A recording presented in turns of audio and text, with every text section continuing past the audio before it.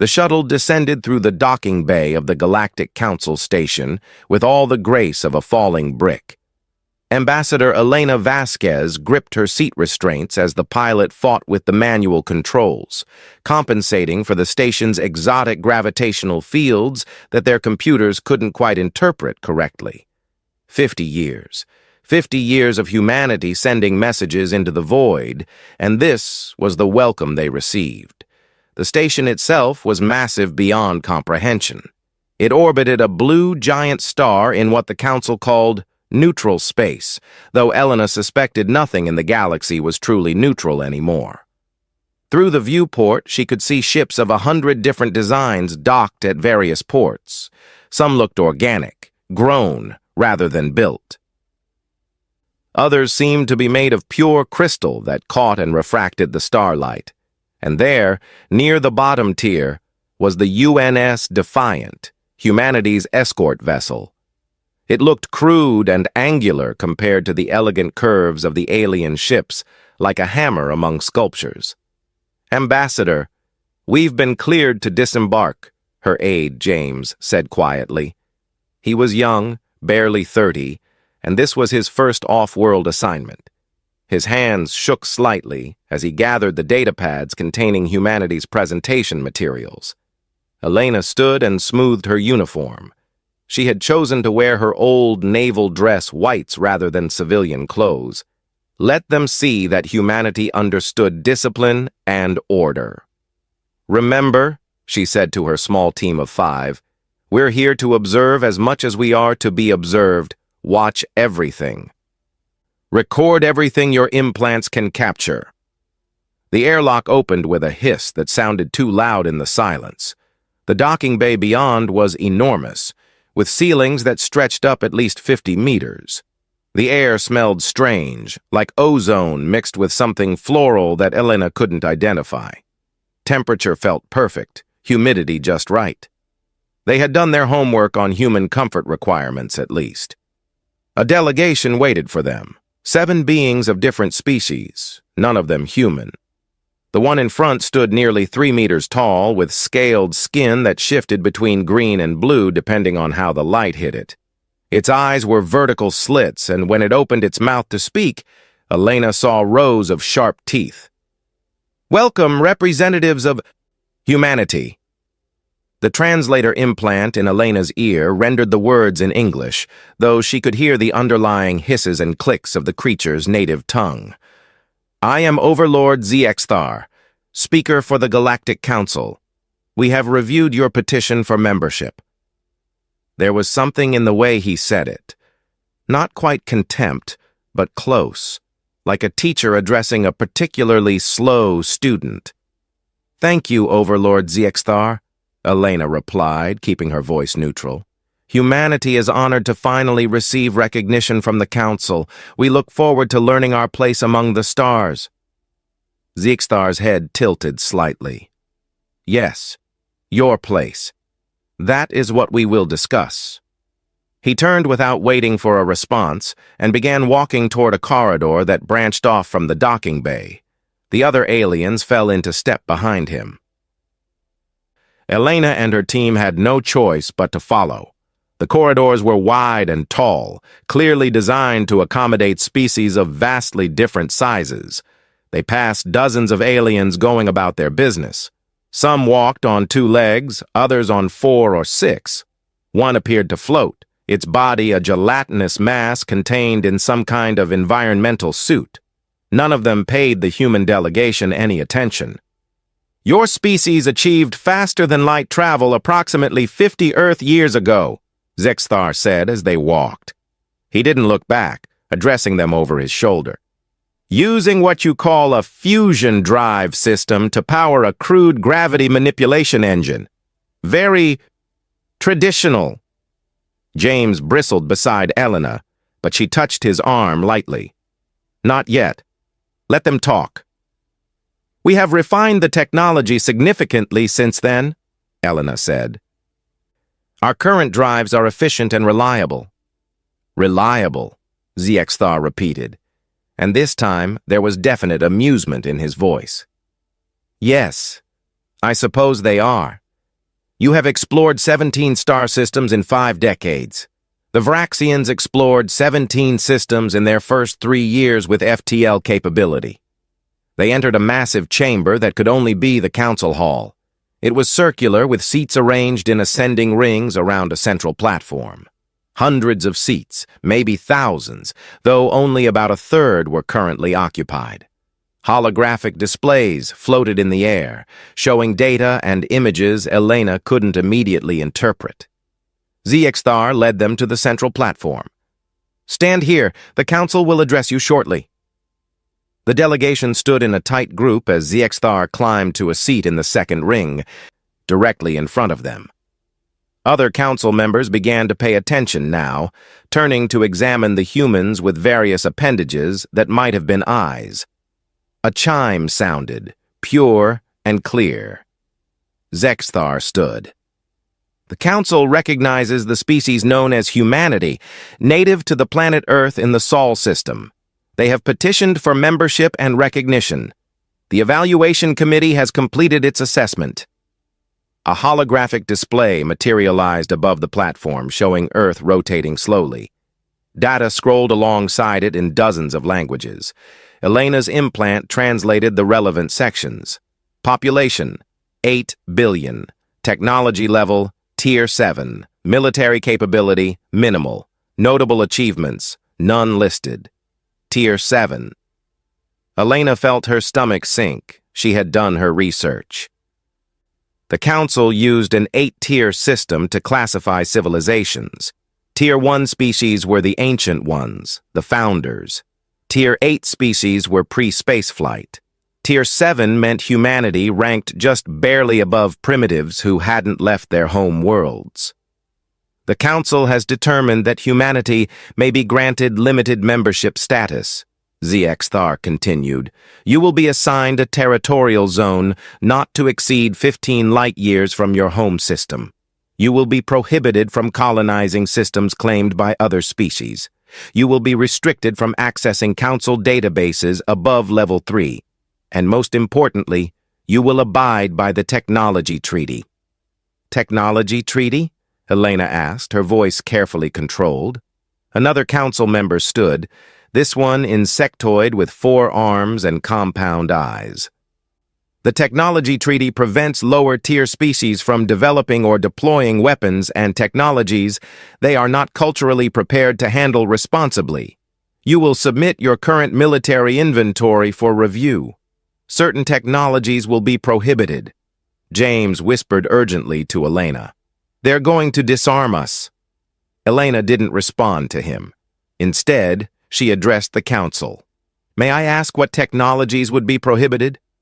Zxthar's mouth curved in what might have been a smile. "Your kinetic weapons, for instance. Railguns, missiles, projectile firearms, these are crude and dangerous. You will adopt standard plasma-based weaponry under council supervision." "Our kinetic weapons are crude?" Elena felt a flash of anger but suppressed it. "Yet they are what we have developed and refined over centuries. Precisely why they must be replaced," the insectoid council member said. "You cling to primitive technologies because you know nothing else. We will educate you. In time, perhaps in another century or 2, you may advance to Tier 6 status." Around the chamber, there was a sound that Elena's translator rendered as laughter. Different species, different sounds, but the meaning was universal. They were being mocked. Another council member stood, this one covered in what looked like feathers. "If I may, I think we are being too harsh. Humanity's chemical propulsion systems, while antiquated, do show creativity. Their fusion reactors are actually quite stable for such a young species. We should encourage them. Encourage them to remain in their small corner of space where they cannot cause problems," Zxthar said dismissively. "The Vraxian Empire has already expressed concerns about human colonization attempts in the Kelvar region." Elena's attention sharpened. "The Kelvar region is unclaimed space according to all navigation charts we've obtained." "Unclaimed by council species, perhaps," Zxthar said. "But the Vraxians have historic claims dating back 3,000 years. You could not have known this, of course, lacking access to proper historical databases. This is why Tier 7 species must be supervised. The meeting continued for another 2 hours. Elena and her team were presented with a document containing hundreds of pages of restrictions, requirements, and obligations. They were given 72 hours to review and accept the terms. Refusal, Zexthar made clear, would mean humanity would be declared a rogue species, cut off from all council contact and trade. When they were finally dismissed, Elena led her team back through the corridors in silence. Only when they were safely inside their shuttle, with the airlocks sealed and the engines warming up, did she allow herself to speak. Impressions? Sarah, her chief of staff, pulled up her datapad. They're technologically advanced, but not as much as I expected. Most of what they have is refinement of existing technologies, not revolutionary developments. Their energy shields are impressive, but they're based on principles we already understand. Their weapons? Elena asked. All energy-based from what we saw. Plasma cannons, particle beams, some kind of exotic matter disruptors. No kinetic weapons at all. Sarah paused. Ambassador, I think they genuinely don't understand the advantages of kinetic weapons. Look at their shield technology. It's optimized entirely for deflecting energy attacks. Elena nodded slowly. She had noticed the same thing. They got energy shields early in their development, so they never bothered with kinetic defenses. Exactly. And once everyone has energy shields, everyone develops energy weapons to penetrate them. It's an arms race that locked them into a specific technological pathway. While we took the hard road, James added. No shields, so we had to perfect armor, point defense, evasive maneuvers. We made kinetic weapons more and more efficient because we had no other choice. Elena looked out the viewport as the shuttle lifted off. The council station grew smaller behind them. Contact Captain Chen on the Defiant. I want a full strategic briefing in 6 hours, and I want our assessment team to analyze every scan we took of those council ships. You think it's going to come to conflict? Sarah asked quietly. I think, Elena said slowly, that the council is about to learn that primitive does not mean weak, and crude does not mean ineffective. She pulled up the document they had been given, scrolling through pages of restrictions. They want to dictate what weapons we can build, where we can go, how we can defend ourselves. They think we'll submit because we're desperate to join their club. Aren't we? James asked. Elena smiled, and it was not a pleasant expression. 50 years ago, maybe, but we've learned a lot in 50 years. We've mapped dozens of systems, established colonies, built a fleet. We did all of that without their help, without their permission. We sent them messages asking to join their council, not begging for survival. The Defiant came into view, hanging in space like a steel dagger. It was ugly compared to the graceful alien ships, all hard angles and armor plating. But Elena looked at it and felt pride. Humanity had built that ship with their own hands, using their own technology, refined through centuries of warfare and competition. Send a message to Earth, Elena said. Encrypted, highest priority. Tell them the Council has made their offer, and tell them we're going to need to revise our negotiating position. What should the revision be? Sarah asked. Elena thought about Zexthar's condescending tone, the laughter of the council members, the casual dismissal of human achievements. She thought about the 15 light-year restriction, the technology prohibitions, the assumption that humanity would simply accept whatever terms were dictated. Tell them, she said, that humanity doesn't negotiate from our knees anymore. If the council wants our cooperation, they'll give us respect. If they want our submission, they can come and take it. The shuttle docked with the Defiant 10 minutes later. Captain Marcus Chen was waiting in the bay, his weathered face showing no emotion as Elena disembarked. Bad meeting? He asked. Productive meeting? Elena replied. I learned exactly what the council thinks of us. Now we need to educate them on what we really are. Chen nodded once. I've been analyzing their ship configurations while you were gone. Their shields are impressive, but I think I see some interesting vulnerabilities. Show me everything, Elena said. We have 72 hours before they expect our answer. Let's make sure we know exactly what we're saying yes or no to. As they walked toward the briefing room, Elena allowed herself one moment of doubt. Was she really considering defying a galactic government that had stood for thousands of years? Was she risking humanity's future on pride?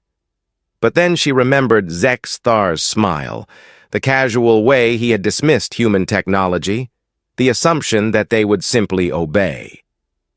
No. This wasn't about pride. This was about something much more important. Humanity had earned its place among the stars. They just had to make the Council understand that. 3 months had passed since humanity's formal introduction to the Galactic Council, and tensions had only grown worse. Earth had accepted the Council's terms, but with significant amendments that were still being negotiated. The biggest point of contention remained the Kelvar region. Kelvar Station was a small mining colony built on an asteroid in a system roughly 23 light-years from Earth. Technically outside humanity's assigned 15 light-year zone, but the humans had surveyed and claimed it before the Council's restrictions were put in place. 200 miners and their families called it home now, extracting rare Earth elements that were crucial for quantum computer manufacturing. Captain Marcus Chen stood on the bridge of the UNS Defiant, watching the tactical display with growing concern. 3 Vraxian warships had just entered the system, and their intentions were clear from their trajectory. They were heading straight for the asteroid. Communications from the lead Vraxian vessel, Lieutenant Barnes reported from the comm station. They're broadcasting on all frequencies. Put it through, Chen ordered. The voice that came through was harsh and guttural, even with the translator software smoothing it out. Attention human trespassers. This system belongs to the Vraxian Empire by ancient right. You have violated Council law by establishing unauthorized settlements in claimed territory. You have 1 standard hour to evacuate, or you will be removed by force. Chen pulled up the file on Vraxian forces. They were a Tier 3 civilization, meaning they ranked 4 levels above humanity in the Council's classification system. Their ships were larger than the Defiant, covered in energy shield generators that glowed faintly blue. Plasma cannon arrays lined their hulls. On paper, each Vraxian ship could probably take on 3 human vessels and win. Sir, incoming transmission from Kelvar Station, Barnes said. It's Governor Mitchell. The screen switched to show a middle-aged woman with graying hair and dirt-stained coveralls. Behind her, Chen could see the colony's control center with worried-looking personnel at their stations. Captain Chen, thank God, Mitchell said. We just received the Vraxian ultimatum. There's no way we can evacuate 200 people in 1 hour. And even if we could, we're not leaving. We followed every proper survey protocol. This system was unclaimed. I know, Governor, Chen replied. We're already moving to intercept. The Arlington and the Mumbai are 2 hours out. We'll handle this. Captain, those are Vraxian warships. Everyone knows their military capabilities. You can't... Governor Mitchell, Chen interrupted gently. Trust me. We've been preparing for this possibility. Just keep your people calm and ready for emergency shelter protocols. Defiant out. He turned to his tactical officer. Commander Okonkwo, status on our weapon systems? Commander Okonkwo pulled up a holographic display. All 6 railgun batteries charged and ready. Point defense systems online. Missile tubes loaded with kinetic penetrators. We're ready, sir. But I have to point out that we're outnumbered and supposedly outgunned. Supposedly, Chen repeated with a slight smile. Lieutenant Barnes, open a channel to the Vraxian ships. A face appeared on screen that looked vaguely reptilian, with amber eyes and a crest of bone plates along the skull. This was Commander Vrath, according to the data overlay. I am Captain Marcus Chen of the United Nations ship Defiant. This system was properly surveyed and claimed by human colonists according to established interstellar law. Your claim of ancient rights was never filed with any recognized authority. Withdraw your ships immediately. Vrath's mouth opened in what the translator interpreted as laughter. Ancient rights predate your species' space travel by millennia, human. They do not require filing. And you dare threaten us? Your primitive ship against 3 Vraxian warships? This is amusing. I'm giving you one warning, Chen said, his voice level and calm. Leave this system within 1 hour, or face the consequences. We have energy shields that can withstand plasma bombardment for hours, Vrath said. What can your kinetic toys possibly do to us? Our intelligence reports say your weapons fire metal slugs. Slugs. Like the primitive weapons of species still in their industrial age. This is the problem with Tier 7 civilizations. You do not understand modern warfare. 1 hour, Chen repeated and cut the connection. Sir, Council observers just jumped into the system, Barnes reported. 1 ship unarmed. They're taking position at safe distance. Chen nodded. The Council had sent observers to many of these disputed situations lately, watching to see how humanity would handle itself when pushed. This would be a test, he knew, not just for humanity, but for the Council's assumptions about human capabilities. Commander Okonkwo, target solutions on all 3 Vraxian ships. I want overlapping fields of fire. Targeting solutions locked, Okonkwo confirmed. Sir, their shields are active. Energy readings are off the scale. Those shields could probably absorb every weapon we have. Every weapon they expect us to have, Chen corrected. Helm, bring us about. Combat speed. Let's show them what Tier 7 engineering looks like. The Defiant began to move, its fusion engines pushing it toward the Vraxian formation. On the tactical display, the 3 enemy ships maintained their position, confident in their superiority. They had positioned themselves in a standard Council battle formation, overlapping their shield coverage for maximum protection. They're not even taking evasive positions, Okonkwo observed. They think we're no threat at all. Good, Chen said. Maintain course. Charge the railguns to maximum. I want full power to all 6 batteries. Throughout the ship, the railgun systems came fully online. Each battery contained magnetic accelerators stretching nearly 50 meters along the Defiant's spine and ventral surfaces. The ammunition was simple. Tungsten carbide slugs, each weighing 10 kilograms, shaped for optimal penetration.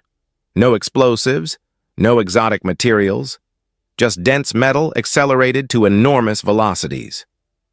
Sir, the Arlington and Mumbai are requesting orders, Barnes said.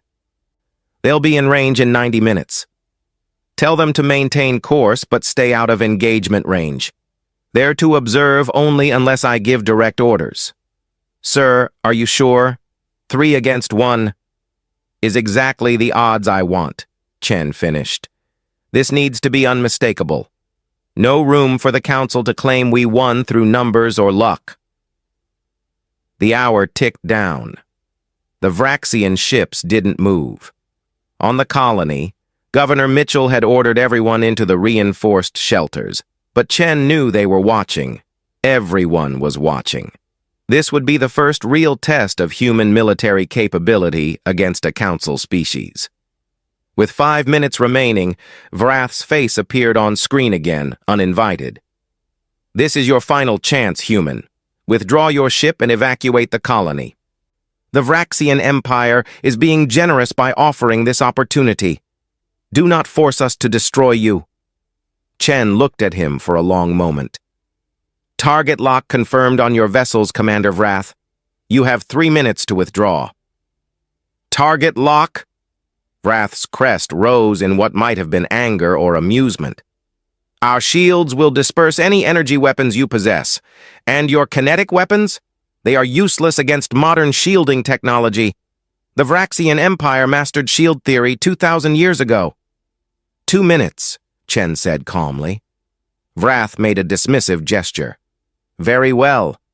When we have reduced your ship to debris, perhaps the Council will finally force your species to accept your proper place. Wrath out. The connection cut. Chen waited, watching the countdown timer. 60 seconds, 30, 10. All batteries on fire on my mark, he said quietly. Full spread, staggered timing by 0.2 seconds per battery. Target the lead ship's center mass. Firing solutions confirmed, Okonkwo said. The timer hit 0. Fire! The Defiant shuddered as the first railgun battery discharged. The tungsten carbide slug accelerated down the magnetic corridor, leaving the barrel at nearly 9,000 kilometers per second, roughly 3% of light speed. 0.2 seconds later, the second battery fired, then the third, fourth, fifth, and sixth. 6 slugs, each carrying kinetic energy equivalent to a small nuclear weapon, crossed the distance to the lead Vraxian ship in under 3 seconds. The Vraxian shields lit up brilliantly as they detected incoming threats. Energy fields designed to disperse and deflect plasma bolts and particle beams sprang to full power. For energy weapons, those shields were nearly impenetrable. For solid matter traveling at 3% of light speed, they might as well have been made of tissue paper. The first slug hit the shield and punched through it like it wasn't there.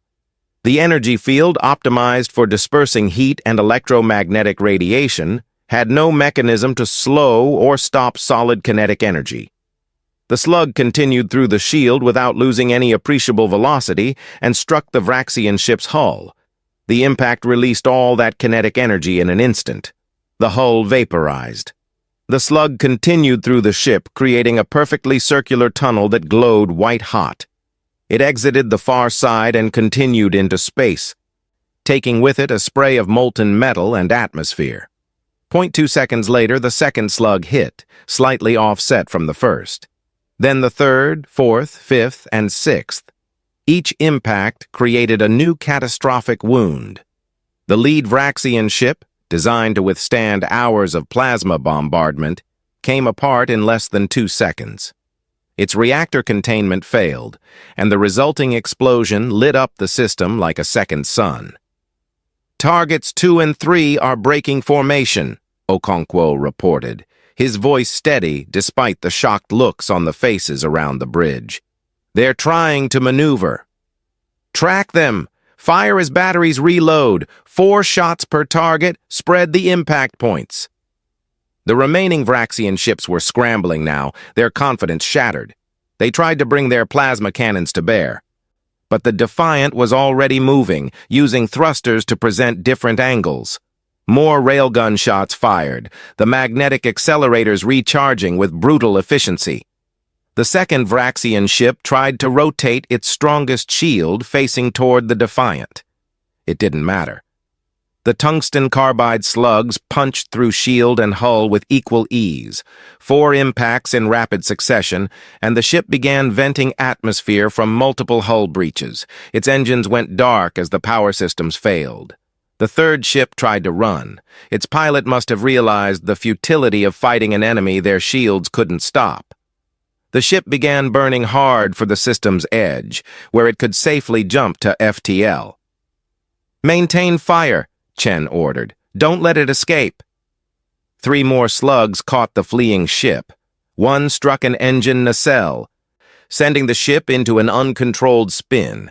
The second and third shots hit center mass, and the ship broke apart, its structural integrity compromised beyond recovery.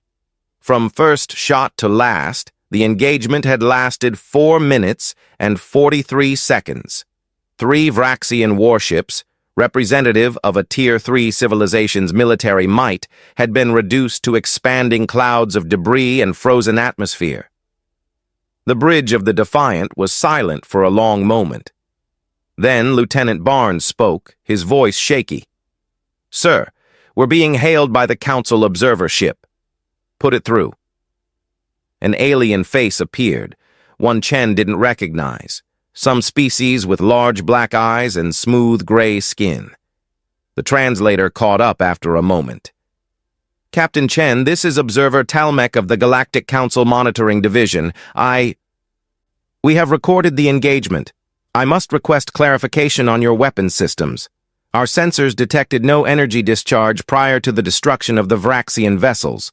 How did you penetrate their shields? Chen leaned back in his chair. Observer Talmech, we used standard kinetic weapons, railguns specifically. Tungsten carbide projectiles accelerated to high velocity through magnetic induction. The technology has been in human use for over 2 centuries. But the shields are designed to stop energy weapons, Chen finished.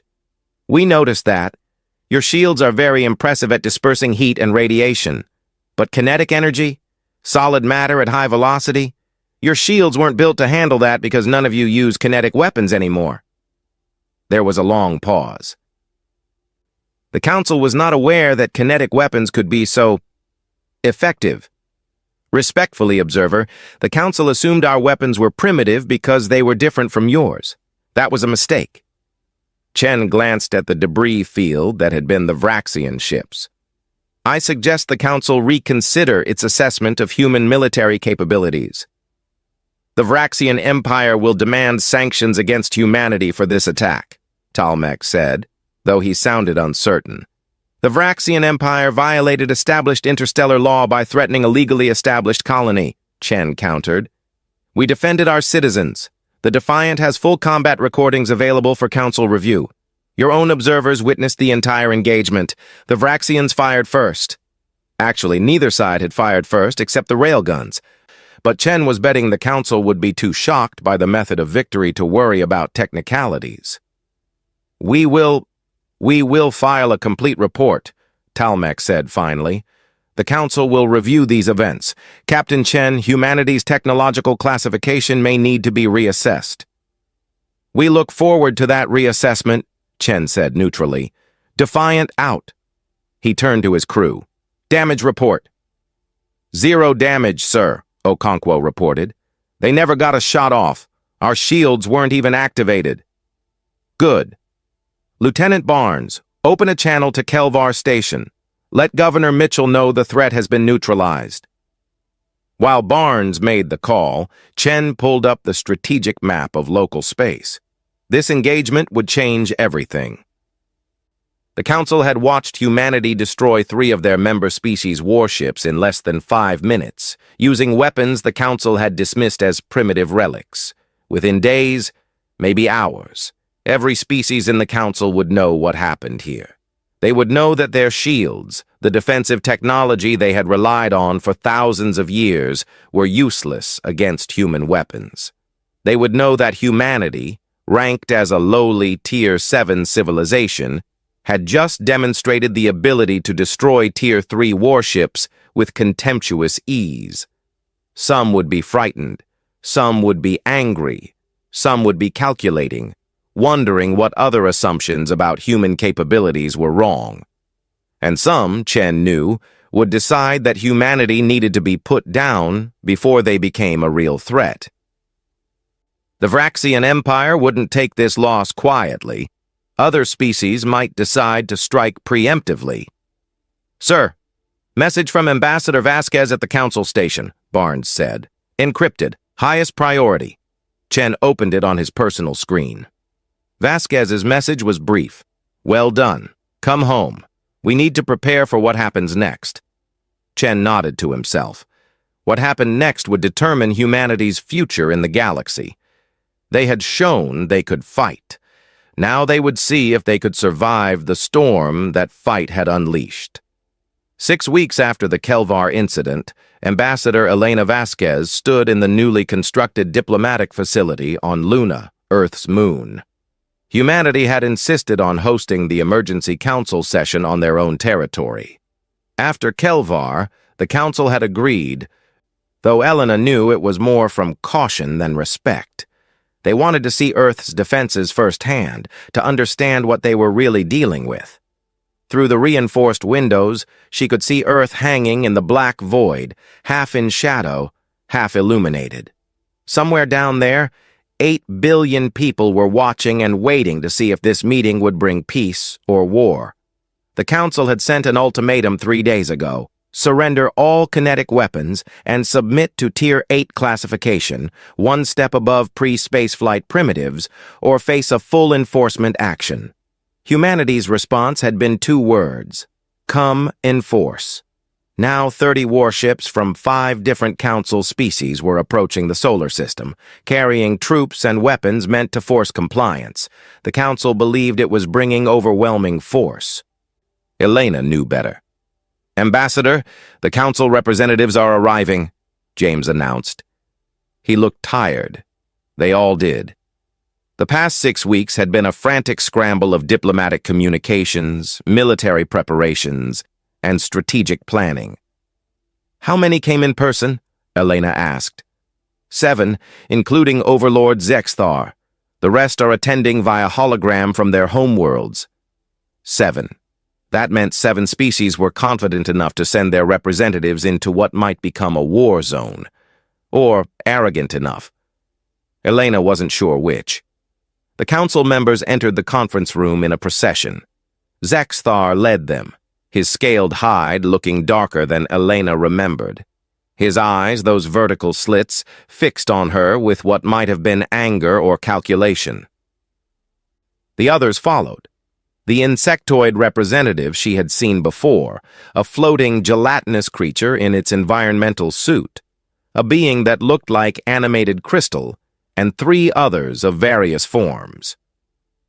"Ambassador Vasquez," Zexthar said without preamble, "we have come to witness humanity's compliance with Council requirements. Our enforcement fleet is 6 hours from Earth orbit. You have that long to signal your ships to stand down and begin the process of weapons surrender." Elena gestured to the seats around the large oval table. "Please sit. We have much to discuss." "There is nothing to discuss," Zexthar said. But he sat anyway. The others followed, some in chairs, some on specialized platforms. "The Council has made its decision. You violated established protocols by destroying Vraxian vessels with unauthorized weapons. You have been reclassified as a dangerous species requiring immediate containment. The Vraxian vessels were destroyed in self-defense after they threatened a legal human colony," Elena replied calmly. "Your own observers confirmed this. The method of destruction is the issue," the insectoid representative said. Its translator rendered its clicking mandibles into precise English. "Kinetic weapons of that power are prohibited under Council law for species below Tier 4. You knew this and used them anyway." "We knew that the Council preferred energy weapons," Elena corrected. "We were never informed that our existing weapons were prohibited, and even if we had been, we would not have complied. Humanity does not surrender its means of self-defense on anyone's order." The crystal being chimed, and its words came through as pure musical tones that the translator converted. "You speak of self-defense, yet your weapons destroyed shielded warships in minutes. This is not defense. This is aggression using exploitative technology." Elena pulled up a holographic display showing the Kelvar engagement from multiple angles. "Let me show you what happened at Kelvar. The Vraxian ships came to forcibly remove our colonists from legally claimed territory. Captain Chen gave them 1 hour to withdraw. They refused. They believed their shields made them invincible." She paused the recording at the moment the first railgun slug pierced the Vraxian shield. "They were wrong. Because you exploited a weakness you knew existed," Zexthar hissed. "Your ships were designed specifically to counter energy shielding. This is aggressive military planning." "Our ships were designed to survive," Elena said. "We didn't know we would encounter energy shields. We didn't know the galaxy used them almost exclusively. We simply built weapons that worked for us, and armor that could withstand what we could build. That's called engineering, not aggression." "The intent is clear," Zexthar insisted. "You saw an opportunity to dominate through unconventional means. The Council cannot allow—" A tone interrupted him. James appeared at Elena's shoulder. "Ambassador, the enforcement fleet has entered the outer solar system. They're broadcasting a demand for immediate surrender." "Put it through," Elena said. A new face appeared on the holographic display, this one belonging to a species Elena hadn't seen before. 4 eyes arranged in a square pattern, skin that looked like smooth stone.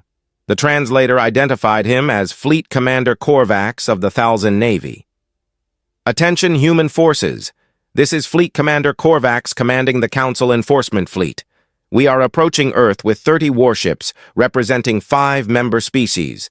You are ordered to deactivate all defensive systems and prepare for inspection. Any resistance will be met with immediate and overwhelming force. You have 1 hour to comply." Elena looked at Zexthar. "Is this how the Council operates? Threatening peaceful species with overwhelming force?" "You are not peaceful," Zexthar said flatly. "You are dangerous. The fleet will ensure compliance for the safety of all Council members." "I see." Elena stood and walked to the window, looking out at Earth. "James, open a channel to the fleet. Let me speak to Commander Korvax directly." A moment later, Korvax's face appeared on a smaller display.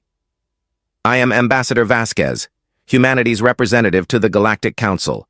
Your fleet is currently in violation of Sol System sovereignty. I'm ordering you to withdraw immediately." Korvax's 4 eyes all focused on her with what might have been amusement. "Ambassador, we have 30 warships. Your entire fleet consists of perhaps 15 vessels total. Your military capabilities are well documented. Stand down."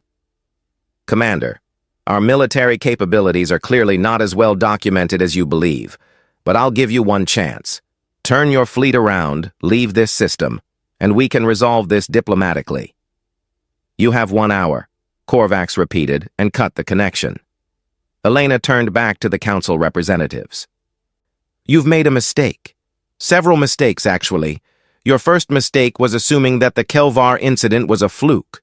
Your second was bringing a fleet into our home system. And your third, most critical mistake was giving us 50 years to prepare for this moment." "Prepare?" The insectoid representative's mandibles clicked rapidly. "You have barely a dozen warships. How—" "James," Elena interrupted, "activate the grid." Throughout the solar system, hidden installations came online. Hundreds of platforms that had been disguised as mining stations, research outposts, and commercial satellites suddenly broadcast their real nature.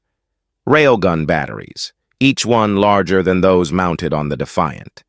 Missile pods containing thousands of kinetic kill vehicles. Point defense networks that could track and target objects moving at relativistic speeds. On Luna alone, 23 hidden fortresses revealed themselves, their weapons systems spinning up to full power. Mars had 16. The asteroid belt contained over 100. Even the moons of Jupiter and Saturn held defensive installations. The holographic display updated to show the tactical situation. The 30 Council ships were surrounded by weapons platforms that outnumbered them 10 to 1. And every single weapon was kinetic-based, designed to punch through energy shields like they didn't exist. Zexthar rose from his seat, his scales shifting color rapidly. This is impossible. The Council monitors all military construction. We would have detected this." "You monitored what you understood," Elena said. "You looked for ships, for energy signatures, for exotic matter weapons. You didn't look for simple railgun platforms because you thought kinetic weapons were primitive. We built our defense grid over 40 years, piece by piece, disguised as civilian infrastructure. Every mining operation, every research station, every commercial satellite was chosen for its strategic positioning. You planned to betray the Council from the beginning, the Crystal being accused. We planned to defend ourselves, Elena corrected. After we sent messages for 50 years and were ignored, we decided to assume the worst. That when we finally did make contact, the galaxy might not be friendly, so we prepared. "Commander Korvax is attempting to hail us," James reported. "Put him through." Korvax's face appeared, and his expression had changed dramatically. 4 eyes that had shown amusement now showed shock. "Ambassador, we are detecting multiple weapons platforms, hundreds of them. This was not in our intelligence reports." "Your intelligence was incomplete," Elena said. And your shields won't stop what we're about to fire. Ask the Vraxians how well that worked out. You have 30 minutes to withdraw your fleet from this system. If you're still here after that, we will interpret it as a hostile act and respond accordingly. You cannot threaten a council enforcement fleet, Korvax sputtered. This is an act of war against the entire council. No, Commander. Your fleet entering our system without permission was an act of war. We're simply defending our home. 30 minutes. Defiant out. The connection cut. Elena turned back to the council representatives, who were all standing now, some of them moving toward the door. You cannot do this, Zexthar said, but his voice had lost its earlier confidence. The council will accept whatever reality we present them with, Elena interrupted. You came here expecting to find a weak, primitive species you could bully into submission. Instead, you found a species that spent half a century preparing for exactly this scenario. Now you have a choice. You can order that fleet to withdraw, or you can watch it get destroyed. Either way, humanity will not surrender our weapons. We could bring more ships, the insectoid said. Hundreds of them. Thousands. You could, Elena agreed. And we would destroy them too. Our weapons work, council member. They work very well. And unlike your energy shields and plasma weapons, we can manufacture kinetic weapons cheaply and quickly. How many ships are you willing to lose to prove a point? The room fell silent except for the various breathing sounds of different species. The holographic display showed the council fleet beginning to maneuver, trying to position themselves for optimal shield coverage. It wouldn't help them, but Elena understood the psychological need to do something. Ambassador, James said quietly, we're being hailed by Earth Defense Command. Admiral Otieno requests permission to fire a warning shot. Elena considered it. A warning shot would prove humanity's capabilities without causing casualties. It might save lives if it convinced the Council fleet to withdraw. Approved. One warning shot. Target the lead vessel's forward shield with a single railgun round. Low power, just enough to demonstrate penetration. On the display, one of Luna's orbital platforms rotated to face the Council fleet. A single tungsten carbide slug accelerated toward the lead ship, moving at only 1% of light speed, far below the weapon's maximum capability. The slug crossed the distance in seconds. The Thalzin warship's shields lit up brilliantly, energy fields at maximum power. The slug passed through like the shield wasn't there and struck the armored hull with a bright flash. It didn't penetrate the hull completely at that reduced velocity, but the impact created a crater 10 meters across in the ship's forward armor. James, open a channel to the fleet, all ships. When James nodded, Elena spoke clearly. Council Enforcement Fleet, this is Ambassador Vasquez. That was a single railgun round at approximately 1/3 combat power. It penetrated your shields without slowing down. We have 437 platforms in this system, each carrying multiple weapons. If you remain in this system, we will fire at full combat power. Your shields will not protect you. Your armor will not save you. This is not a threat. This is mathematics and physics. You have 25 minutes to reach the system's edge and jump to FTL. I suggest you start moving now.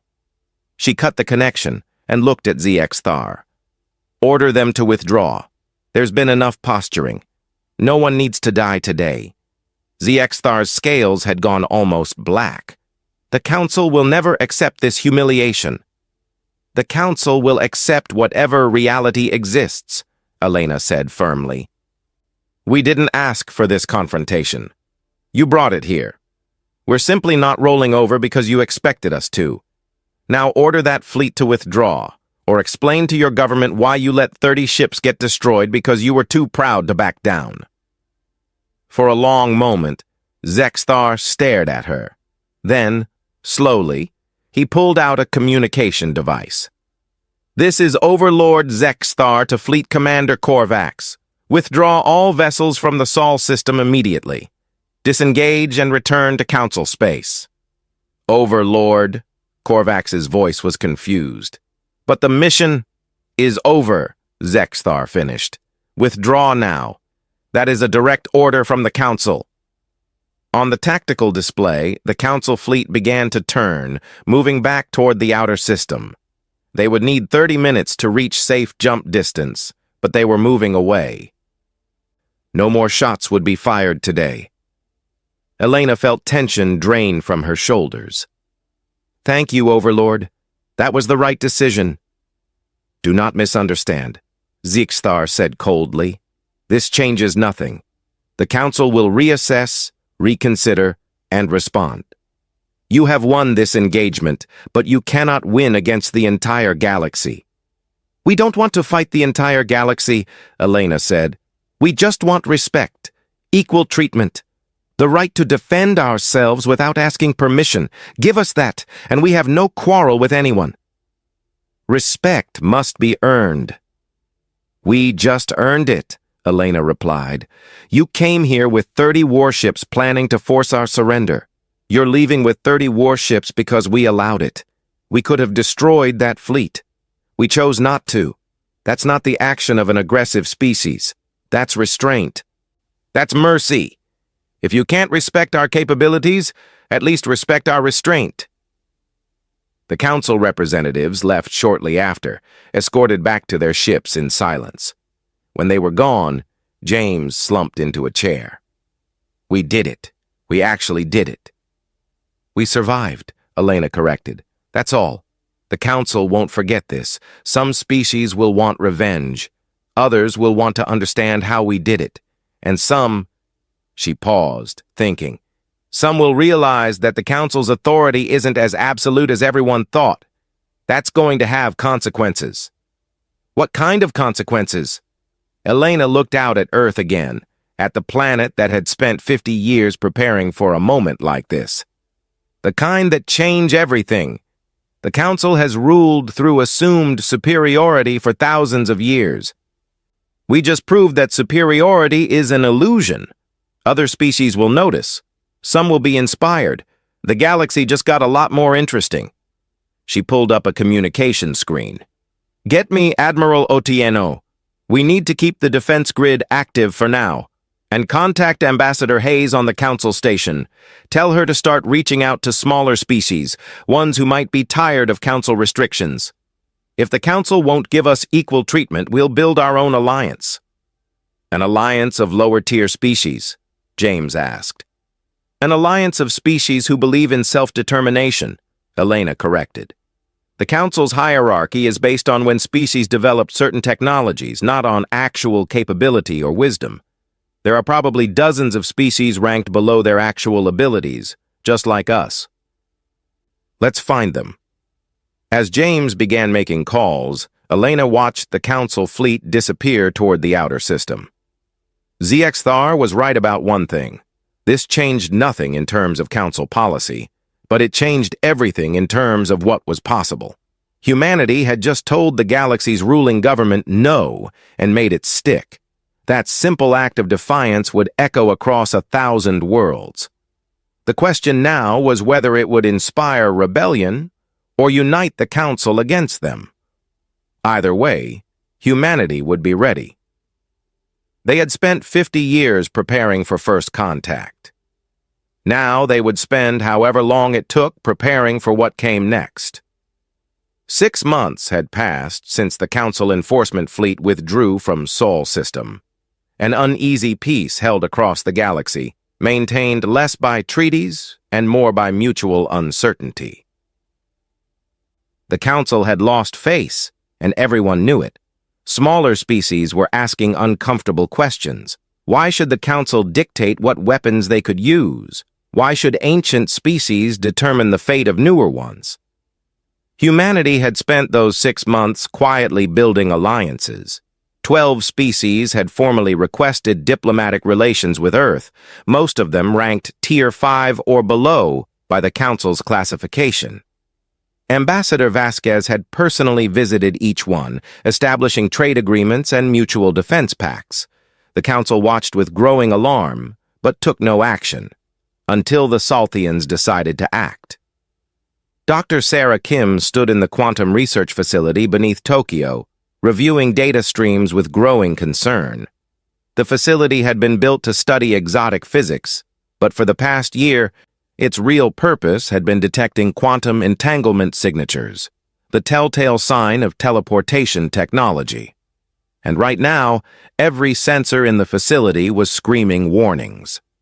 "Director Kim, we have multiple quantum spikes," her assistant, Dr. Yuki Tanaka, called out from his station. "Thousands of them, all synchronized. They're forming a pattern consistent with coordinate-locked transportation." Sarah's blood went cold. "Locations?" "Everywhere. Every major city on Earth. New York, London, Beijing, Mumbai, Sao Paulo, Lagos, Moscow." "Director, there are quantum signatures forming inside population centers worldwide." Sarah grabbed her communicator. "This is Director Kim at Tokyo facility. I need immediate connection to Earth Defense Command. Code Omega. We have incoming teleportation attacks." The response was immediate. Admiral Otieno's face appeared on her screen, already tense. "Director Kim, we're seeing it too. Every defense grid sensor is lighting up. What are we looking at?" "Teleportation bombs," Sarah said, pulling up her analysis. "Someone is quantum entangling explosive devices to coordinates inside our cities. Based on the signature patterns, I'd estimate we have maybe 90 seconds before materialization completes." "Can we stop it?" "Not with conventional methods. The objects are still in quantum flux. They haven't fully materialized yet, so we can't shoot them. But..."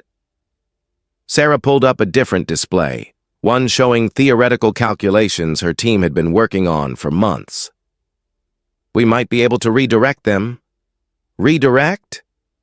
"The teleportation process uses quantum entanglement to link 2 points in space. But during the materialization phase, the quantum state is unstable. If we can disrupt the entanglement field with precisely calibrated interference, we can theoretically alter the arrival coordinates." Otieno stared at her. "You're saying we can change where these bombs appear?" "In theory. We've never tested it at this scale. But Admiral, we built Project Lockdown for exactly this scenario. Every major city has quantum disruptors installed in the emergency systems. If we activate them now, we might be able to redirect the bombs away from civilian areas." "Might?" "It's either try this or evacuate 8 billion people in 90 seconds. Otieno made the decision in heartbeat. "Do it. Authorization code Otieno 77 Alpha. Activate all Project Lockdown facilities globally and pray this works." "Director." Sarah turned to her team. "Activate all disruptors, full power, target every quantum signature in the system." Throughout Earth, hidden quantum disruptor arrays came online. They had been installed over the past 6 months as part of humanity's crash program to understand and counter teleportation technology. The Council species had used quantum transportation for thousands of years, but they had never weaponized it like this, probably because they had never needed to. Most species had energy shields that could contain explosions. Humanity didn't, so they had to find another way. The quantum disruptors sent out carefully calibrated interference patterns, reaching into the quantum foam of space-time itself.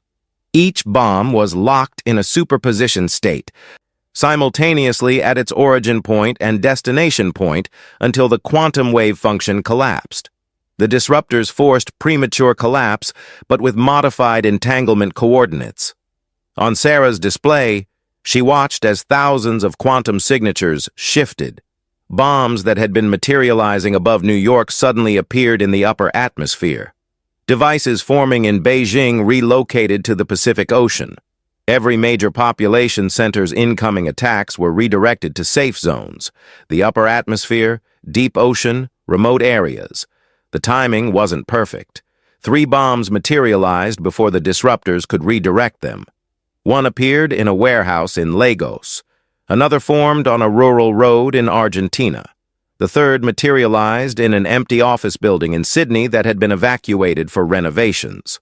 All 3 detonated, but the casualties were minimal compared to what would have happened if thousands of bombs had appeared in city centers simultaneously. "It worked," Dr. Tanaka said, his voice shaking. "It actually worked. We redirected them." "Not all of them," Sarah said, looking at the casualty reports coming in. 23 dead in Lagos, 7 in Argentina. The Sydney bomb had killed no one. "But enough. Who sent these?" Admiral Otieno's voice came through the communicator, hard and cold. "Intelligence identified the quantum signatures. They match Salthian technology. This was a Salthian collective attack." The Salthian collective was a Tier 2 civilization, one of the most advanced in the galaxy. They had mastered quantum teleportation technology millennia ago and used it as the foundation of their entire civilization. Teleportation weapons were their specialty, their way of bypassing any conventional defense, except humanity had just proven those defenses weren't so conventional. "Admiral, I'm detecting something else," Sarah said, pulling up new data. "The quantum disruption we used to redirect the bombs, it's created a detailed map of the Salthian teleportation network. Every relay station, every quantum anchor point, I can see their entire infrastructure." "Can we use it?" Sarah looked at the data, her mind racing through possibilities. "More than that, we can weaponize it. Admiral, our ships have been equipped with experimental teleporters for 3 months now. Short range only, untested in combat. But if we know where their network anchor points are..." She didn't need to finish. Otieno understood immediately. "We can teleport our ships past their defenses. Director Kim, send me everything you have on their network, every coordinate, every relay point, and keep those disruptors active. If they try another attack, I want us ready." Understood. Transmitting data now. 20 minutes later, the UNS Defiant and 9 other human warships activated their quantum teleportation systems. The technology was crude by Salthian standards, only capable of short jumps, and it consumed enormous amounts of power. But it worked. One moment, the human fleet was in orbit around Mars, accelerating toward the outer system. The next moment, they materialized inside Salthian space, specifically at the coordinates Sarah's scans had identified as major military installations. Captain Marcus Chen stood on the bridge of the Defiant, watching as reality snapped back into focus around them. They were inside a Salthian military sphere, surrounded by defensive stations and warships. The Salthians had seconds to react, and those seconds were far too few. "All ships, weapons free," Chen ordered. "Railgun batteries full spread. Target defensive stations first, then capital ships." The human fleet opened fire at point-blank range. Tungsten carbide slugs tore through Salthian shields and hulls with the same brutal efficiency they had shown against the Vraxians. Defensive stations that had stood for centuries came apart in seconds. Warships designed to teleport strike forces across the galaxy died before they could charge their weapons. The Salthians tried to respond. Plasma cannons fired, particle beams lashed out, and a few teleportation weapons managed to activate. But the human ships had been positioned based on Sarah's network analysis. They knew exactly where the Salthian weapons would try to teleport ordnance, and they had quantum disruptors running at full power. Every teleportation attack got redirected into empty space. "Second wave, prepare to jump," Chen ordered. "Target the coordinates Director Kim provided. Weapons production facilities." The human ships vanished and reappeared above 4 different Salthian worlds, materializing directly above industrial complexes that produced their most advanced weapons.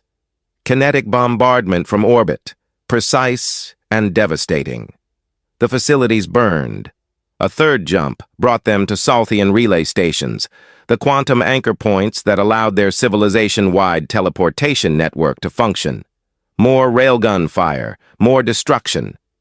The Salthians were scrambling now, trying to organize a defense, but human ships kept appearing in unexpected locations, striking hard and jumping away before retaliation was possible.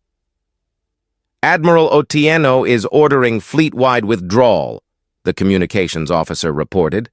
"All ships to return to Sol system." Chen nodded. "Helm, plot a jump back to Mars orbit. Execute on my mark." He looked at the tactical display one last time, at the burning installations and crippled ships. "Mark!" The Defiant and its sister ships vanished, leaving the Salthians to assess the damage. The entire engagement had lasted 37 minutes from first shot to final withdrawal. Back on Earth, in the Tokyo facility, Sarah watched the fleet return on her displays.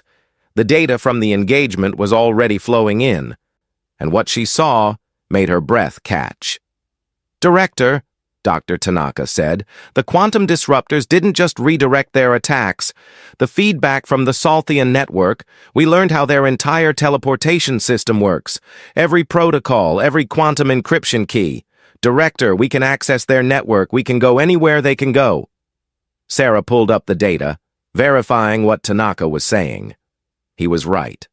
The Salthians had used quantum entanglement as their ultimate advantage for thousands of years. And in one afternoon, humanity had not only countered that advantage, but stolen it. "Get this to Earth Defense Command immediately," Sarah ordered, "and prepare a full analysis. We need to understand every aspect of this system." Ambassador Elena Vasquez received the news 3 hours later in her office on the Council station. She had chosen to remain there, monitoring Council reactions to events. Now, looking at the reports from Earth and the Salthian engagement, she understood that everything had changed again. The door to her office opened without her permission. Overlord Zexthar entered, his scales showing colors she had never seen before. Dark purples and blacks that her research suggested meant extreme distress in his species. "You attacked the Salthians," he said without preamble. "A Tier 2 civilization. You destroyed military installations across their empire." "They attacked us first," Elena replied calmly. "They tried to detonate thousands of bombs in our cities. We defended ourselves and retaliated against their military infrastructure. We left their civilian populations untouched. You used teleportation technology. A Tier 7 species that supposedly lacks any advanced quantum capabilities, somehow not only detected their attack but countered it and used it against them." "We learned quickly," Elena said. "We've had 6 months to study the quantum mechanics behind teleportation. And when the Salthians were kind enough to demonstrate their network architecture by trying to murder our civilians, we took advantage of that knowledge." Zexthar moved to the window, looking out at the stars. "The Council is fragmenting. 12 species have formally withdrawn their membership in the past 3 hours. 40 more are threatening to do so. They say that if the Council cannot protect them from humanity, and if humanity can defeat Tier 2 civilizations, then the entire tier system is meaningless." "The tier system was always meaningless," Elena said. "It measured when species developed technologies, not how well they used them. It assumed development followed a single path. Humanity proved that assumption wrong." "What do you want?" Zexthar asked suddenly. "You have demonstrated your military capability twice now. You have humiliated the Council's authority. You have stolen Salthian quantum technology. What is your endgame?" Elena stood and walked to stand beside him at the window. "We want what we have always wanted. Equal treatment. The right to develop our own technologies without arbitrary restrictions. The freedom to explore and colonize without asking permission. We want to be part of a galactic community built on mutual respect, not a hierarchy enforced by ancient civilizations that haven't innovated in millennia. And if the Council cannot provide this, then the Council's authority is over," Elena said simply. "Not because we destroyed it, but because it destroyed itself by refusing to adapt. We're not trying to rule the galaxy, Zexthar. We're just refusing to be ruled by an unjust system." Zexthar was silent for a long moment. Finally he spoke, his voice quieter than Elena had ever heard it. "The Council will meet in 3 days, an emergency session. Many species are demanding humanity be declared a rogue civilization and eliminated as a threat. Others are arguing that humanity should be granted Tier 1 status immediately. Still others say the entire tier system should be abolished. What do you think should happen? Elena asked. I think, Zexthar said slowly, that my civilization spent 4,000 years assuming we understood how the galaxy worked. We thought we had reached the pinnacle of development. We looked down on younger species as children who needed guidance. And now, one of those younger species has destroyed our certainty in the span of 1 year. He turned to face her. I think we were wrong. And I think the galaxy must change because of it. Will you support that change? I will present the reality to the Council. What they do with that reality is beyond my control. But Ambassador Vasquez, understand this. There are species in the Council who will never accept this change. They will fight. They will bring everything they have against humanity. Are you prepared for that? Elena looked out at the stars, thinking of Earth. Of the 8 billion people who had survived today because of technology, the Council had dismissed as impossible for a Tier 7 species. She thought of the other younger species, ones still under the Council's thumb, who were watching and learning. We've been preparing since the day we looked up at the stars and decided we weren't alone, she said. Whatever comes next, we'll face it. But we won't face it alone anymore. 1 year after the Salthian incident, the galaxy looked nothing like it had before humanity made first contact.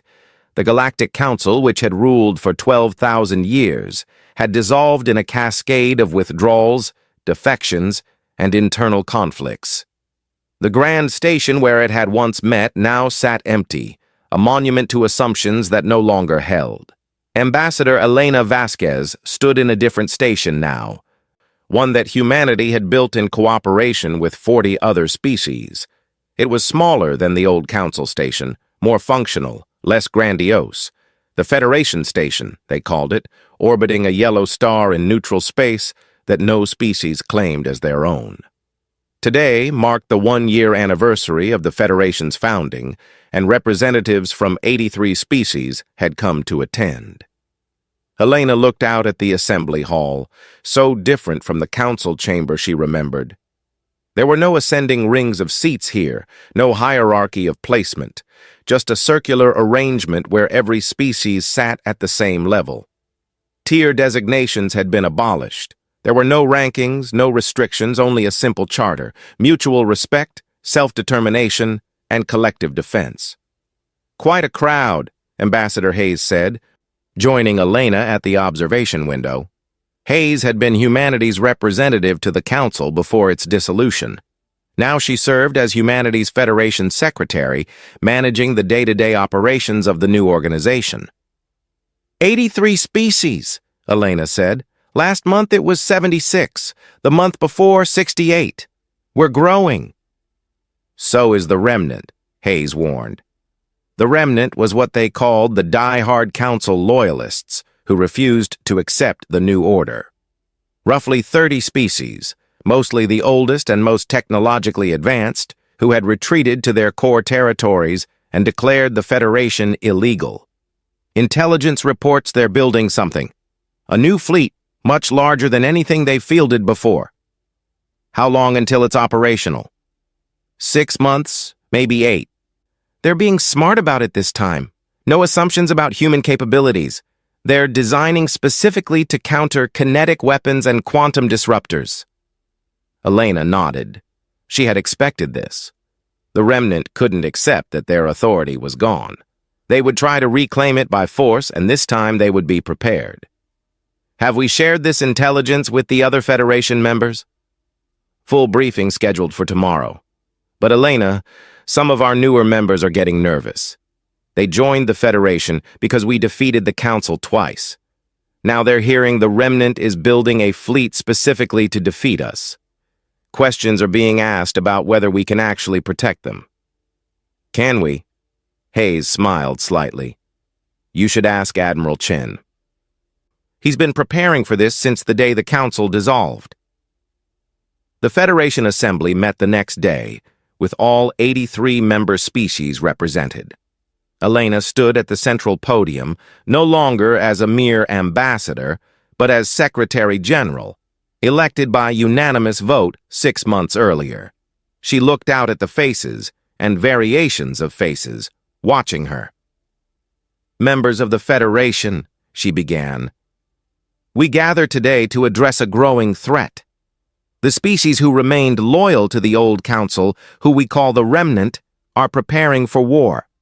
Intelligence from multiple sources confirms they are building a massive fleet designed specifically to defeat Federation forces and restore council authority across the galaxy." Murmurs spread through the assembly. A representative from the Kilovex, a species of crystalline beings, spoke up. "Secretary General, when we joined the Federation, we did so believing humanity's military innovations gave us protection from council aggression. But the Remnant has studied your tactics. They are adapting. What assurance can you provide that the Federation can withstand their assault?" It was a fair question, and Elena had expected it. "I cannot provide absolute assurance. No one can promise certain victory in war. What I can tell you is that humanity has not been idle this past year. Neither have many of you. We have shared technologies, refined tactics, and built capabilities that didn't exist when the Council fell." She activated a holographic display showing the Federation's current military assets. 1 year ago, the human fleet consisted of 18 warships. Today, the Federation fleet includes 73 ships from 12 different species, all equipped with kinetic weapons, quantum disruptors, and shared technology. We have defense grids protecting every member world. And we have something the old council never had. Cooperation born of choice, not coercion. An insectoid representative from the Vraxians spoke next. Yes, the Vraxians. After their defeat at Kelvar, they had been among the first to approach humanity about an alliance. "Secretary General, my species learned firsthand the effectiveness of human weapons. But we also learned that adaptation is possible. If we could learn from our defeat, so too can the Remnant. What new capabilities has humanity developed?" Elena glanced at Captain Chen, who stood near the edge of the assembly. He gave a slight nod, and Elena continued. "We have been working on several projects. Project Cascade involves layered point defense systems that can intercept thousands of targets simultaneously. Project Hammer extends railgun range and velocity beyond what we thought possible. And Project Mirror." She paused. "Project Mirror is something we're not ready to fully disclose, but it involves turning the Remnant's own technology against them in ways they won't anticipate." "Secrecy?" The Kilovex representative's crystalline structure pulsed with colors that Elena's translator interpreted as concern. "The Federation was founded on transparency. And we maintain that transparency among ourselves," Elena agreed. "But we would be fools to broadcast our full capabilities to the Remnant. When the time comes, when they make their move, you will see what we have prepared. Until then, I ask for trust. We have never failed you. We won't start now." The assembly debated for hours, but ultimately they voted to support continued military preparations. Some species pledged additional ships. Others offered technological contributions. The Vraxians, surprisingly, offered to share their own energy shield technology, modified to work in conjunction with human kinetic weapons rather than against them. 3 months later, the Remnant made their move. Their fleet was massive, over 200 warships from 30 different species. They had indeed adapted, designing armor specifically to resist kinetic impacts and shields that could at least slow projectiles, even if they couldn't stop them completely. Their weapons had been upgraded too, capable of rapid fire to overwhelm point defenses. They jumped into Federation space at the Tarvin system, a strategic location that served as a major trade hub for 15 Federation members. The message was clear: surrender or watch as we destroy your infrastructure and blockade your trade. The Federation response was equally clear: The UNS Defiant was no longer a lone ship defending human interests. It led a fleet of 68 vessels, a coordinated force representing 14 different species. Captain Chen stood on his bridge, now wearing the rank of Fleet Admiral, and watched the remnant forces position themselves. They learned from Kelvar, his tactical officer observed. Dispersed formation, constant movement, overlapping fields of fire, they're not giving us easy targets. No, they're not, Chen agreed, but they're still thinking in terms of the old ways. Communications. All ships. Execute Cascade Protocol. Throughout the Federation fleet, point defense systems activated in a coordinated network. Every ship's sensors linked together, creating a unified targeting grid. When the remnant fleet opened fire with their particle beams and plasma weapons, they expected to overwhelm individual ships' defenses. Instead, the entire Federation fleet acted as one organism. Point defense systems across 68 ships tracked every incoming shot and assigned intercept priorities in microseconds. Missiles launched, laser batteries fired, and kinetic interceptors deployed. The remnant's overwhelming firepower ran into a wall of coordinated defense and dissolved. Phase 2, Chen ordered. Hammer strike. The Federation's capital ships had been equipped with experimental long-range railguns, weapons that pushed magnetic acceleration technology to theoretical limits. They fired from extreme range, slugs moving at 5% of light speed, aimed not at ships, but at the empty space where remnant vessels would be in 2 seconds. The remnant commanders, skilled tacticians who had fought across hundreds of battles, followed standard evasive protocols. They moved their ships in patterns designed to make targeting difficult. Those patterns were predictable to anyone who studied Council tactical doctrine, which humanity had been doing for a year. Railgun slugs arrived precisely where the remnant ships maneuvered into. The new armor held better than the old Vraxian designs, but not well enough. Holes appeared in hulls. Atmosphere vented. Power systems failed. In the first 90 seconds of engagement, the remnant lost 15 ships to what appeared to be impossibly lucky shots. "They're adapting," the tactical officer reported, "switching to random evasion patterns. Then we switch too. All ships, execute mirror protocol." This was the project Elena had mentioned, but not explained. Throughout the Federation fleet, quantum sensors activated, the same systems they had used to counter Salthian teleportation attacks. But instead of just detecting quantum signatures, these systems did something more sophisticated. They detected the energy signatures of remnant weapons charging up, analyzed the quantum state of their targeting computers, and transmitted interference patterns that corrupted the targeting data. Remnant plasma cannons fired at coordinates that were slightly off. Particle beams missed by meters. Exotic matter disruptors struck nothing but vacuum.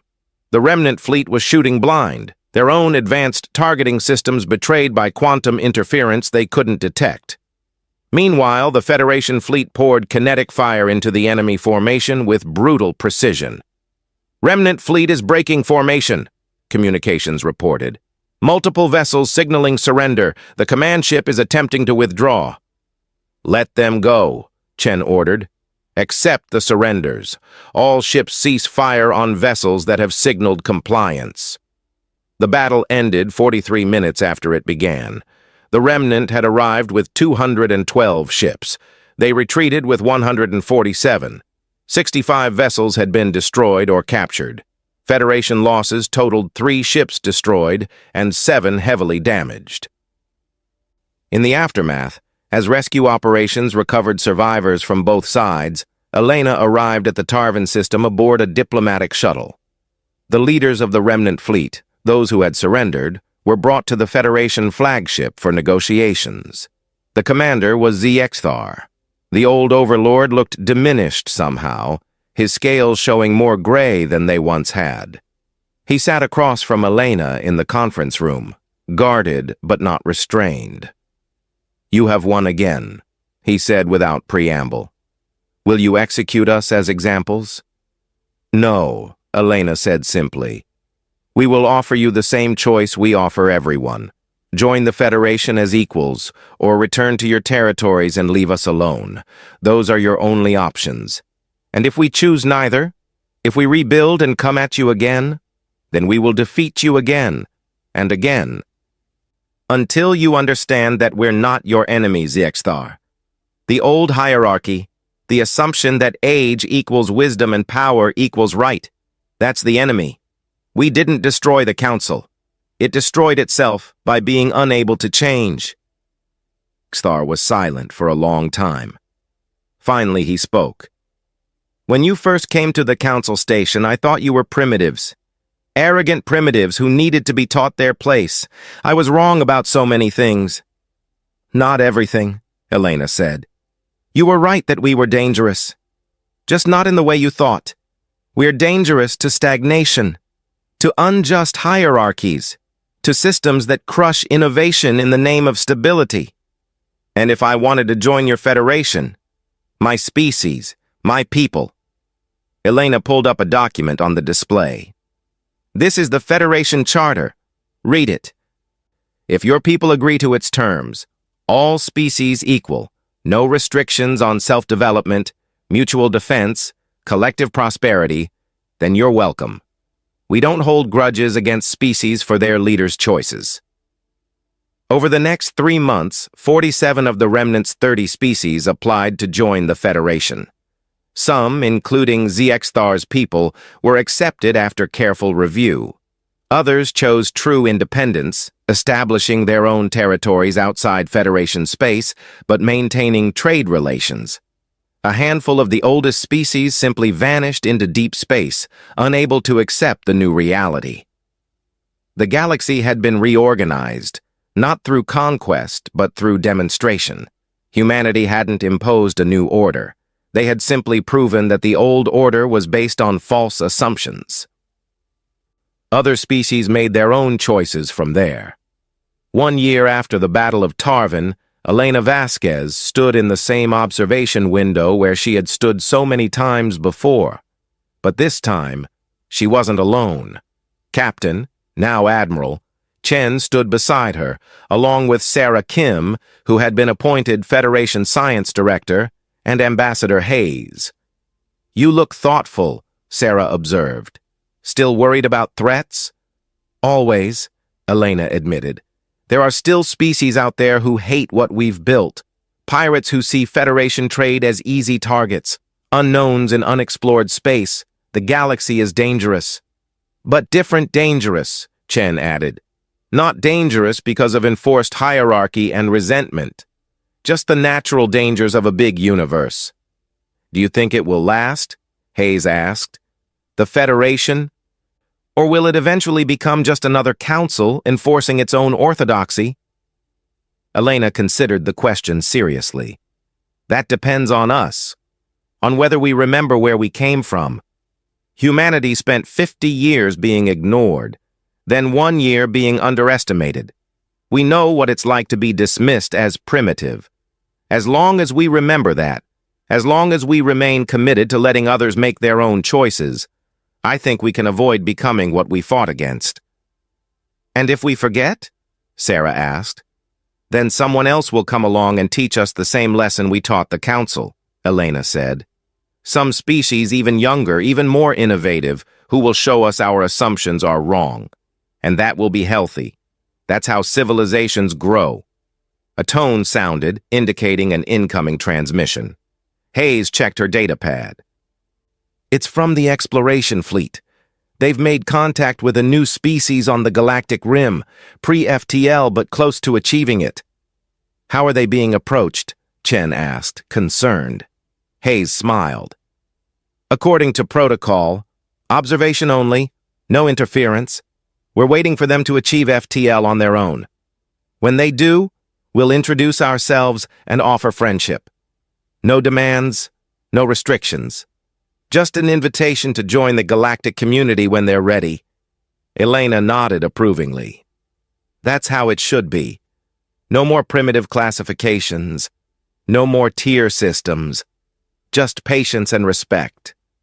She looked out at the stars, at the ships from 83 different species docked at the station, at the diverse beings walking the corridors in peace. A year ago, the galaxy had been ruled by fear and assumption. Today, it was held together by choice and cooperation. It wasn't perfect. There were still conflicts, disagreements, and challenges. Some Federation members still struggled to work together, old prejudices dying hard. Pirates raided Federation trade routes. Unknown threats lurked in unexplored regions. And somewhere out there, the handful of remnant species who had refused to accept the new order were probably plotting. But it was better. Measurably, undeniably better. A young officer approached, human and fresh from the academy. "Secretary General, there's someone here who wants to meet you, says she was inspired by your story." Elena turned and saw a being she didn't recognize, with 6 limbs and skin that shifted through colors like oil on water. Her translator identified the language as Kelthian, a species that had just joined the Federation 2 months ago. "Secretary General Vasquez," the being said in accented but clear English. "My name is Zilmora. I lead my species' first deep space exploration mission. We are about to chart regions no Kelthian has ever seen. When I was afraid, when I doubted whether we were ready, I remembered your species' story, how you were told you were primitive, told to stay in your small territory, told to give up your weapons, and how you refused. You taught us that primitive is just another word for different, and different is not inferior." Elena felt a lump in her throat. This is what they had fought for. Not dominance, not revenge. Just the right for every species to determine their own path. "Thank you, Silmora," she said. "Explore safely. And remember, whatever you find out there, you have the right to meet it on your own terms. That's not arrogance. That's self-respect." Silmora's colors shifted to what Elena had learned indicated joy in her species. "We will remember, and we will teach others just as you taught us." After Silmora left, Sarah spoke quietly. "Do you ever think about how it started? One shuttle landing on a council station, expecting to be welcomed and finding contempt instead." "Every day," Elena said. "If Ziexthar had shown us respect from the beginning, if the Council had treated us as equals, would any of this have happened? Would we have developed all these innovations? Would we have built the Federation?" "Probably not," Chen said. "Sometimes being underestimated is an advantage. They ignored us, so we could prepare without interference. They mocked our weapons, so we perfected them without restriction. They assumed we would submit, so we had the freedom to choose resistance. The Council's arrogance was its downfall," Hayes added, "and our response to that arrogance changed the galaxy. There's a lesson in that." Elena smiled. "Several lessons. Never assume you've reached the end of innovation. Never mistake different for inferior. Never believe that power gives you the right to rule others. And most importantly, never underestimate a species that has nothing to lose and everything to prove." She looked out at the Federation station, at the ships and people representing so many different worlds and cultures. They had come together not because of conquest or coercion, but because they chose to. Because they believed in something better than the old ways. "Railguns first," she said softly, remembering the Battle of Kelvar. "Teleporters next," and the shock erased the Council's authority across the stars. "That's quite a title," Sarah said with a smile. "Someone should write it down. Future generations should know this story." "They will," Elena said, "but not as a story of human triumph over the aliens, as a story of what happens when assumptions meet reality, when hierarchy meets self-determination, when the old order refuses to adapt and the new one rises to replace it. That's not a human story. It's a universal one." "Do you think we're done?" Chen asked. "Is this the final chapter?" Elena shook her head. "No, this is just the beginning. We've reorganized one galaxy, but there are billions of galaxies out there, billions of stories waiting to be written. Some species will rise like we did. Others will fall like the Council did, and the cycle will continue, as it always has and always will. Then what do we do now? Elena looked at each of them, her friends, her colleagues, the people who had helped reshape the galaxy. Now, we make sure this new order we built stays true to its principles. We explore. We learn. We help others who need it. We defend against threats. And most importantly, we remember. We remember what it was like to be dismissed and underestimated, so that we never do that to someone else. She turned back to the window, to the infinite stars beyond. Somewhere out there, other species were looking up at their own skies, dreaming of the day they would reach the stars. Some of them would face councils and hierarchies and restrictions. Some would submit, others would resist.